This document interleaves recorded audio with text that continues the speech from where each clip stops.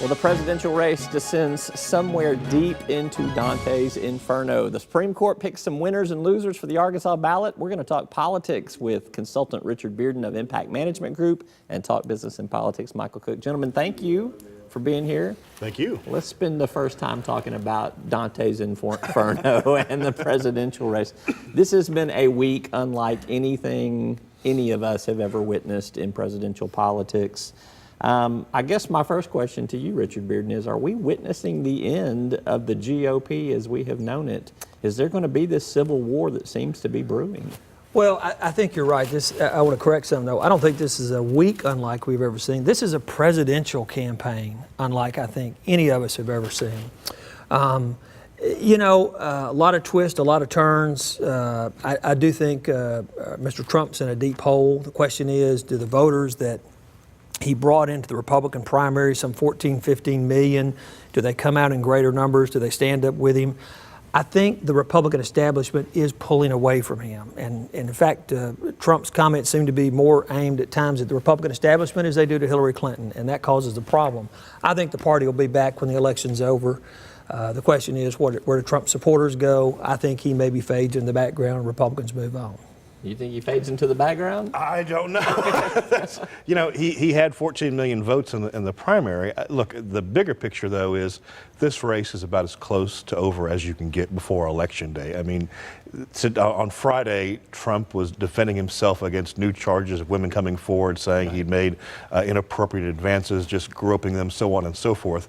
If you're a presidential nominee having to, on a stump speech, defend and say these charges are untrue, you're losing. And on top of that, as Richard was talking about, he's fighting with Paul Ryan on the national stage, going back and forth. That's not a winning message. Meanwhile, Hillary Clinton is hitting her marks, hitting her message points, and running a good campaign. And when you just look at the numbers, the pure numbers electoral map, you look at Charlie Cook, one of the premier political analysts in the country who was here in Arkansas a few weeks ago, says this race is over. He had just looked at some internals from a Fox News poll.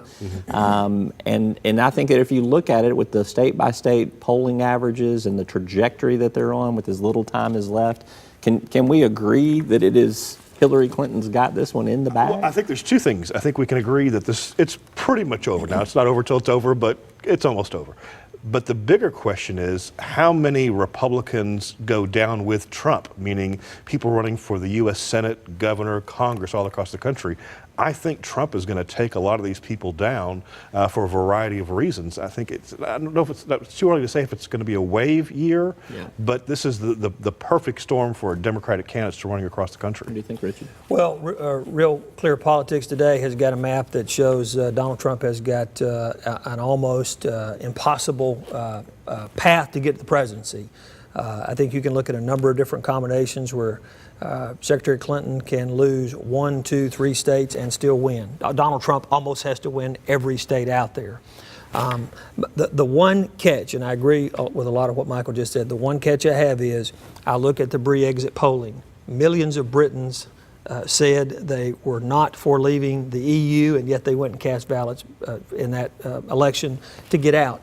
My question is, and it's not just the 14 million people we reference, it's 14 million new voters into the Republican primary. I don't know who those voters are.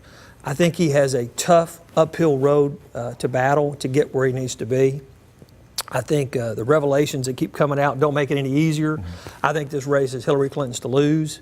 As it stands right now, but it's a rough and tumble 3 weeks. And maybe Trump holds on to Utah there. How Sure. about that? So, which you never thought you'd have to say. One other quick point. Look, no matter what happens, Trump is going to win Arkansas. Yeah. Although I think there was one of the statewide ballot questions did a poll. They had it 45 Trump, 39 Clinton. Now, again, Trump is going to win, but my point is, I'm wondering, and we won't know till Election Day, for some of these very competitive legislative seats, could Trump be hurting the Republican candidates like Obama hurt Democratic candidates? Only in certain areas. Now, there's only a few of those where they're suburban, college-educated districts. That's a question we keep an eye on. Argument, it won't matter because there'll still be strong Republican majorities in the House and the Senate in Arkansas legislature. That's a guarantee for the moment. And one note to that, I have seen some numbers. I think Trump does win here. I think he's not going going to get to the numbers that Romney and McCain had. Senator Bozeman is comfortably ahead. There could be some races that Republicans thought they might pick up that they just don't get in some of those urban areas. I think at the end of the day, Trump has nominal down ticket effect. Republicans still win a couple of seats in the House, but it's not going to be a banner year that you might have seen with a different nominee at the top of the year. We're going to take a quick commercial break here, and we're going to come back and we're going to talk about some of the ballot issue things. And I got one more question I want to get to on the presidential race. I'm with Michael Cook and Richard Bearden. We're back with more right after this.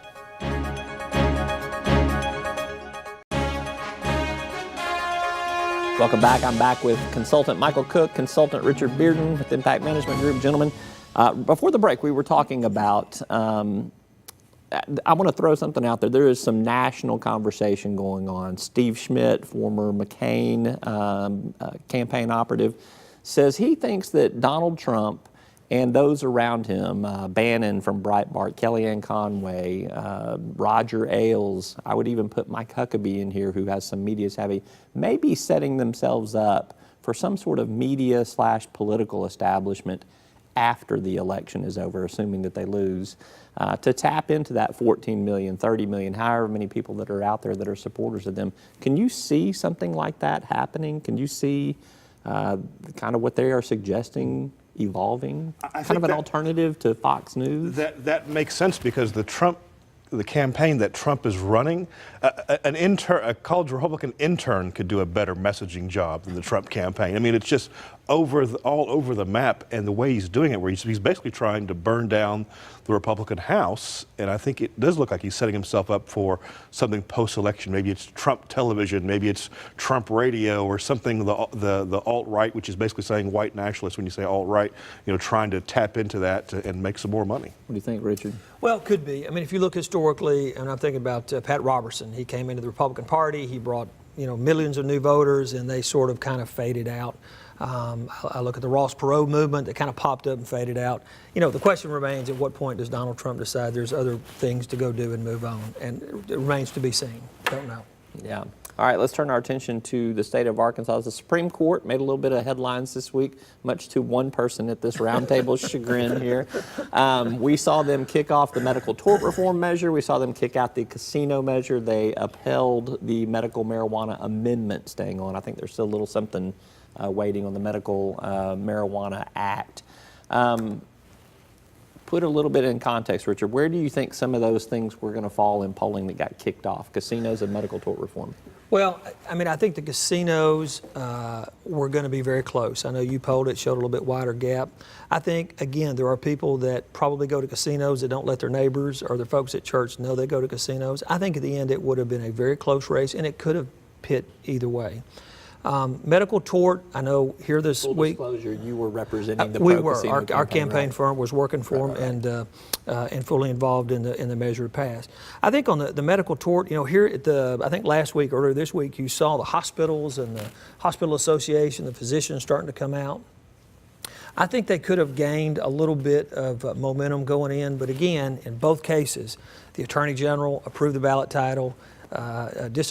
Respect the court but disagree with their decisions, right, because the Attorney General has said these are clear titles. The court decided differently in both cases. So let's turn our attention to medical marijuana. Does it pass this time around? Do both measures pass? That's no. It came so close back in 2008. I know. 2012. 2012. Yeah, I'm sorry, right. The last presidential.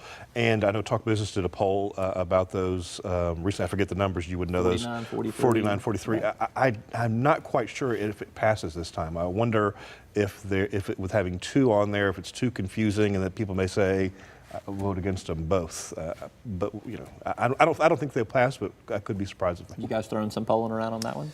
Have not done that one in a while. Again, it could be close. I think the question is what voter comes out. I mean, you talk to different people and folks are like, I'm tired of both sides of the political debate and not coming out on anything. So I think it depends on what voter group turns out. I will say on medical marijuana, we saw that cut across party lines. We saw that definitely had an age slant to it. The younger you are, the more supportive you are. The older you are, the least likely you are to support. And we do have an older population here in Arkansas. I think the other thing that's kind of amazing is 4 years ago when you talked about, we had polled it in that last presidential race, We had it down 9 points about 2 weeks out. Right. It lost by 2.5, 2, and then we went out afterwards and polled again in a post-election poll, and it was down by 9 points again. You know, we had this Bradley effect in there. Yeah, we'll know an election. I mean, like I said, it'll be. And I'm wondering if there is maybe a little undercurrent of some people saying, "Oh, I'm still against it," but maybe not against it. So, do you On think election having day. both of them on there? Do you think that pulls it down? That adds to some confusion on terms of which one. That's my point, is that with two of them, you know, which one does which. Sometimes when people get confused, they may say, well, let's just vote again. Let's vote against them and start over again. What do you think? I agree. I think if there had been one, the chances of it passing would have gone up. I think the fact that there is two does muddy the situation a little bit.